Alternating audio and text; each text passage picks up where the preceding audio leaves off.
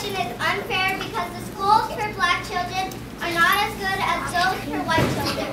But recently, the government has said that this unfairness must end. All schools from all races must now go to schools together. Many white parents here in New Orleans and throughout the South want things to outside all black students from entering. Face these angry crowds.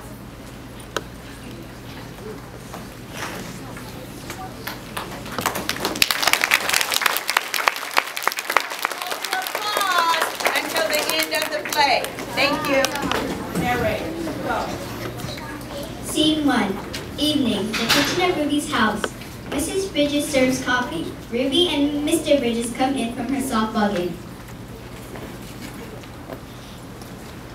Mama, I hit a home run today! I'm so proud of you. This is Dr. Boyard. They shake hands.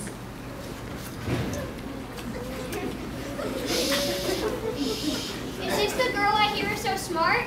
That's our home-running 6-year-old genius.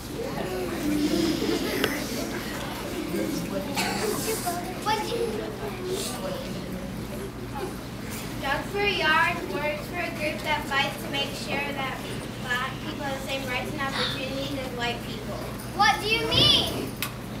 Well, in some places, black people are not allowed to go to the same parks, restaurants. We're not even allowed to use the same water fountain as the white people.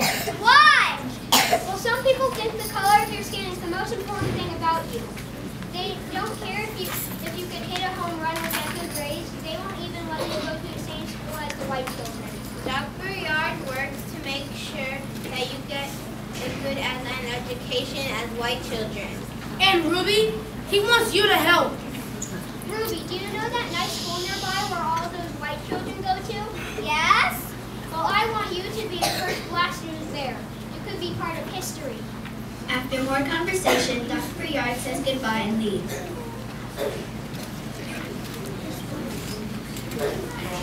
Go on, play, Ruby. Ruby goes outside. Why should we put Ruby in a school where she's not wanted? Ruby deserves the best, and if she goes, maybe other kids can too. You heard the TV reporters? People are angry about black children to go to these schools. It can be uncomfortable or even dangerous for Ruby. People have to stand up for what is right, even if it is difficult.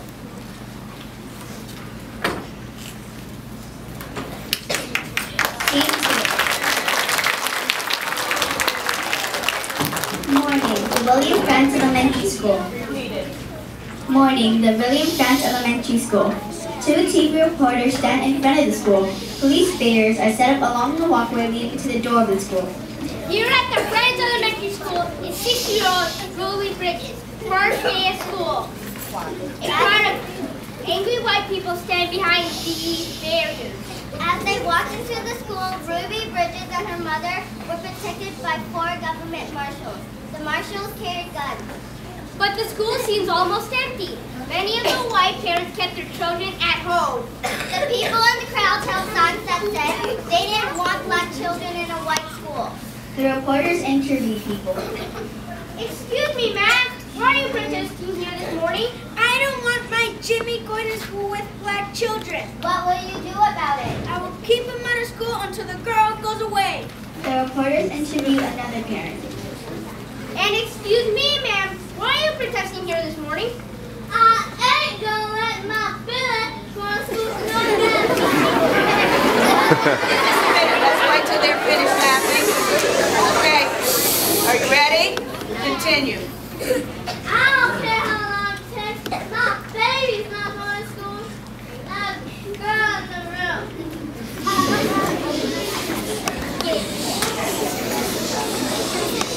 This is Dr. Robert Cole. He's a doctor who works with children. Dr. Cole, what do you think of this situation? I am shocked by the cruelty of this crowd, but I am impressed with that little girl. She looked straight ahead and kept walking with heartbreaking dignity.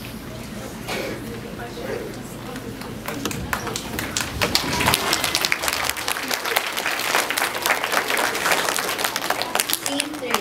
Later that morning inside Ruby's classroom. Ruby, Mrs. Bridges, and the marshals wait for her teacher. There are no other students in Ruby's classroom. Ruby, you are amazing. It was scary going through that crowd. But you followed the directions perfectly. Remember to do the same when we leave today. Do not listen to the angry crowd. And do not turn around to look at them. Just keep walking to the car. The marshals step into the hall and keep watch. A few minutes later, Mrs. Henry, Ruby's new teacher, enters. Hello, Ruby. I'm very pleased to meet you. Shall we start our lessons? Yes? First, I'll write a word on the board. Mrs. Henry writes the word Christmas on the chalkboard.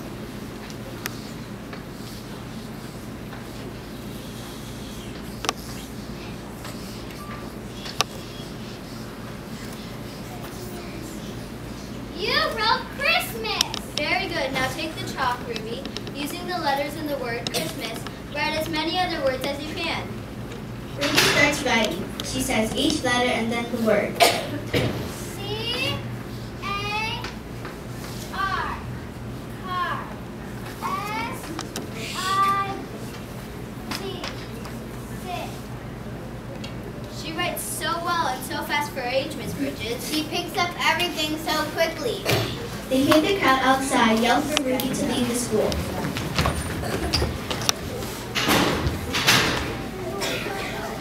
Why do they say those mean things to me? Some people were raised to hate people who are different from them.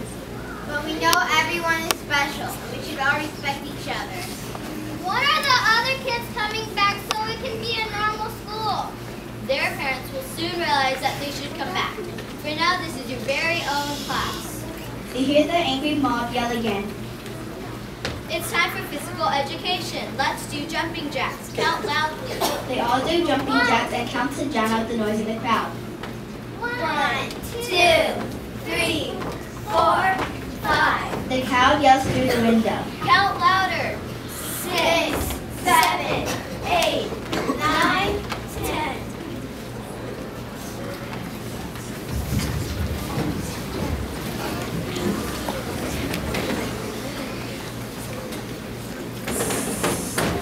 Scene 4.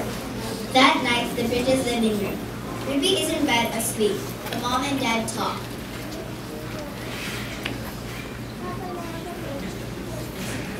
This is too dangerous. It is not too late to back out now. I want Ruby to have this chance. I want her to get a good education. Then maybe she'll have a better chance of going to college and getting a good job that works her brain. I want our children to have more opportunities than we had. Ruby comes in. I was scared. I was dreaming bad things. Did you say your prayers? I forgot. Mrs. Bridges hugs Ruby.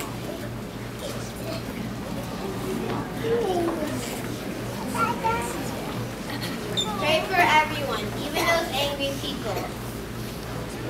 Those people say those mean things to you because they don't want you to think that you deserve to be at their nice school. But no matter what they say, you know God loves you, and your dad and I love you. Those people don't know what they're talking about. Okay. Good night.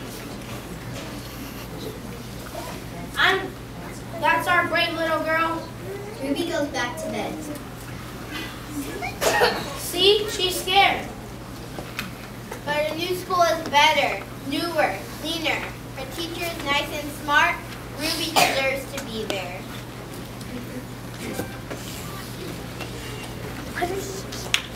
Scene 5.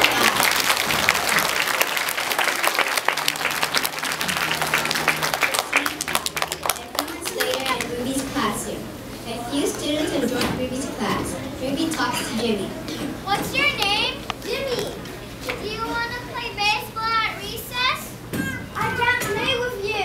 Why? Because my mom says so. But I can hit a home run. Really? Yes, will you please play with me? I am not supposed to play with you. Ruby goes to talk to Billy. What's your name? Billy.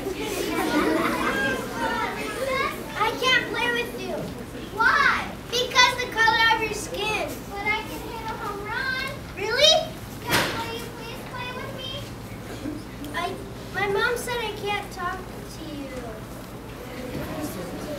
sits by Mrs. Henry. What's wrong? I thought it would be better if the other kids came back, but I'm still all alone. Are you mad? It hurts my feelings, I guess. Of course it does. This is a terrible situation, and it's okay to be sad if things are not fair. I'm proud of you for being the leader, Ruby. I know how hard it must be. I just wish those kids would be my friends.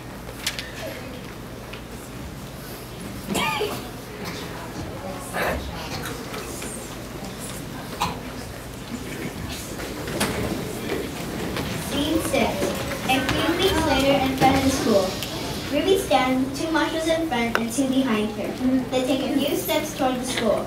Mrs. Henry watches from the door of the school. Wait, I can't go to school yet. Don't stop walking, Ruby. Ruby stops. Ruby looks at the crowd for the first time. Ruby, don't look at them. Ruby's mouth moves. Mrs. Henry can't hear her. What is she doing? Ruby keeps looking at the crowd. Her mouth is still moving. Ruby, you're making them matter. What are you saying, Ruby? Getting her inside. They get Ruby into the school fast.